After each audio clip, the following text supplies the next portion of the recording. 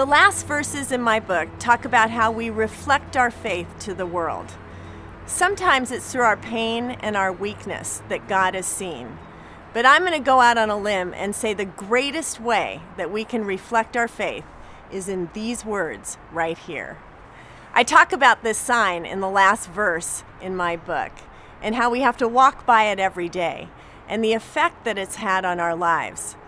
But reading this sign is a lot easier than living it because there are relationships in our life that are very complicated. And God understands that grace and forgiveness and loving people who are hard to love is a process. We don't really understand grace unless we've experienced it. Grace doesn't make sense. Forgiveness doesn't really make sense because it comes undeserved. We don't do anything to earn it. And so the only way we can really understand God's grace is when we are extending that to others. And any of you who have done that know how complex it can be. Sometimes you forgive someone and you still feel angry. It's a process that we enter. It happens as you practice it. See, this isn't a one and done thing. It's not like you're sitting there. I'm sure some of you are going, oh my gosh, I cannot do this. You don't understand, Laura. You don't even know what has happened. And you're right, I don't. God isn't expecting you today to get up and say, I feel nothing. It's fine. Everything's great. That's just not how we're made.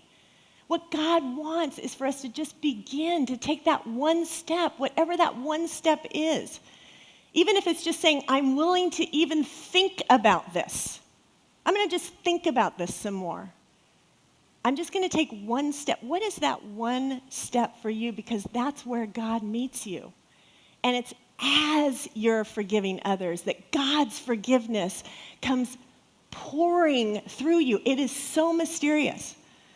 Believe me, I have a couple of people in my life where it's supernatural, really, what's happened. And it's only because of God.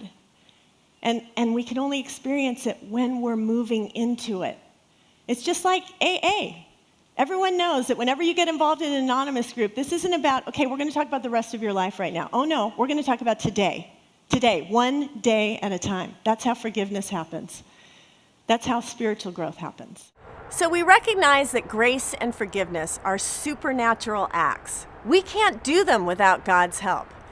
But it's in those complicated relationships, when we extend grace that's not deserved, where God's love is most clearly shown.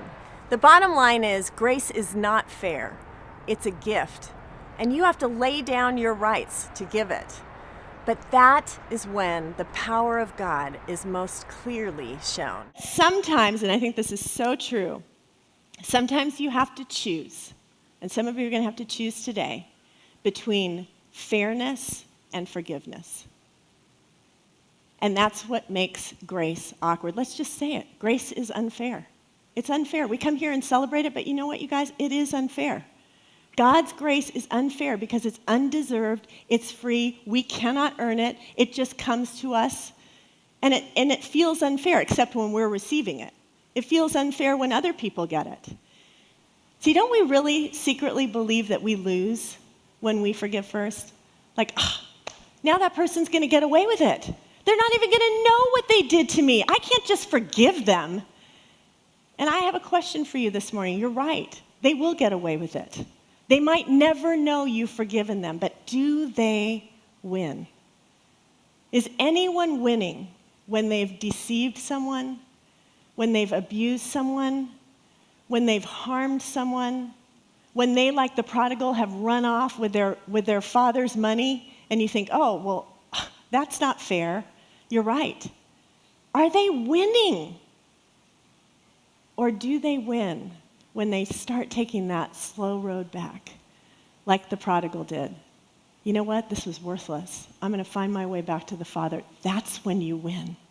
You win when you're close to the Father, because he's the only one that knows life and how it's meant to be lived. So if you can find it within yourself, with God's help, because sometimes we don't have it ourselves, but if you can even ask God to give you that first step. What is that first step for you? So what is your step? Knowing that winning isn't living a life apart from God. Winning is loving people who don't deserve to be loved. These words only have power when they're being lived in your life. And you have no idea who around you will be affected by the way you live your life.